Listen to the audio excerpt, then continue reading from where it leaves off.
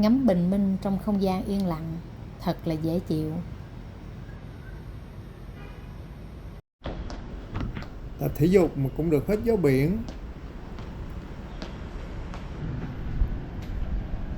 Sáng nay mới mướn cái xe điện này nè để chạy đi vòng vòng Đà Nẵng.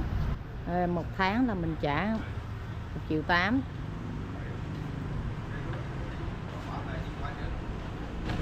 Nên là bây giờ là có sẵn cái nón, gắn sẵn cái đồ để gài cái máy quay phim.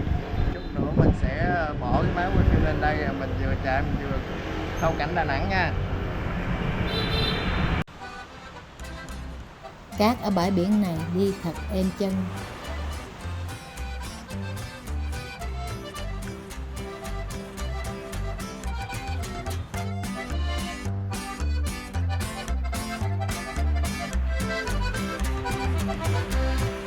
Có người đã xuống nước từ sớm rồi.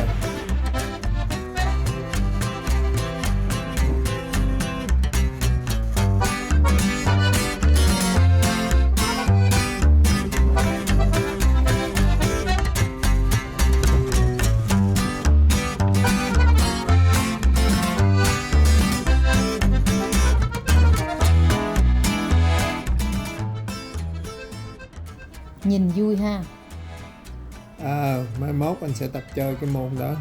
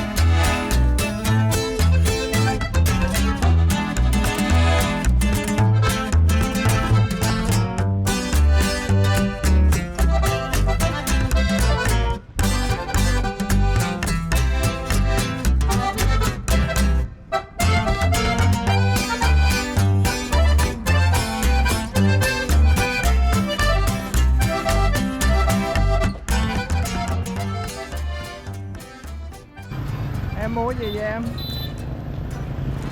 Nè, mận cá thịt. Cá để chút về nấu canh chua hả? Cá bao nhiêu vậy? Cá hả? Cá hồi nãy là nhiêu 60.000. 60.000 hả? Vậy chắc nấu được nồi canh chua hai vợ chồng mình ăn 2 bữa không? Hơn chứ, này được được cá kho nữa. Thôi đi về.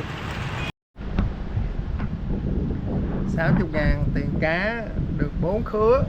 2 khứa này mình sẽ nấu canh chua. Thêm với mớ rau 10.000 này nữa là được nồi canh chua rồi. Còn 2 khứa kia để dành kho. Nhưng mà anh thấy là bên kia nó có cái lò nướng kìa em. Để mai mốt mình làm cái món gì có nướng đem lên đây nướng. Thôi thôi, mua Rồi thịt bây giờ về vô ướp. nấu nồi canh chua đi, coi ra làm sao. Ở đây á, họ cho mình có thể sạc được bất kể lúc nào, nhưng mà họ tính 200.000 là trong 30 ngày đó mình muốn sạc bao nhiêu mình sạc.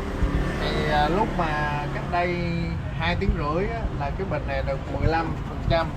Thì bây giờ coi nó được bao nhiêu rồi nha. 40%. Vậy là coi bộ vậy là chắc phải 6 tiếng nữa.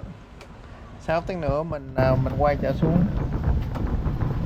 Mỗi một bình á, là nó chạy được 80 cây số mà có 2 bình. Mấy bữa nay mình chạy cũng được mấy bữa em ha? 4 bữa hả? Mình lấy từ bữa trưa thứ hai, từ bữa trưa thứ hai. Hay là coi như mình chạy nhiều. Rồi, thôi lên, chút nữa xuống.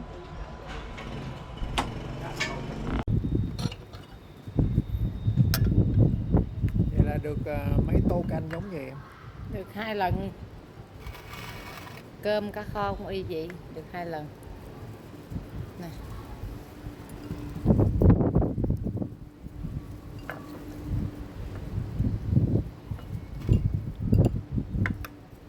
Lần sau mua cá thu kho thử. Cá thu kho với lại Cái nước nó ngọt ha. lần sau làm cá thu kho với lại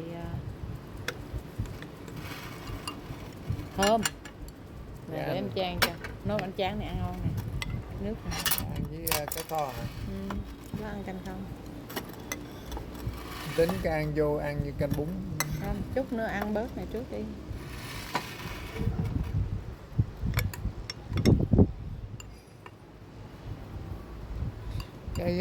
Cái đồ sạc nó sạc hơi lâu. Vẫn chưa xong à? Nhưng mà anh nghĩ lần sau á, mình cứ buổi tối mình đem xe về đó, rồi mình sạc qua đêm là ở đây thôi.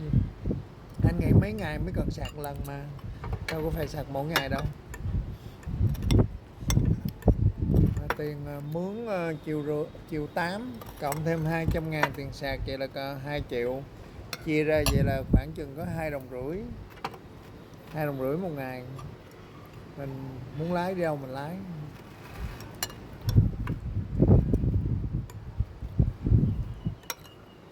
Mà mình có lái đi Hội An được không? Nổi không? Lái được, cứ chặt cứ đầy 2 bình là mình lái đi được. Ở dốc đèo không? Anh. Chả ai biết. Nghe cũng ớn ớn.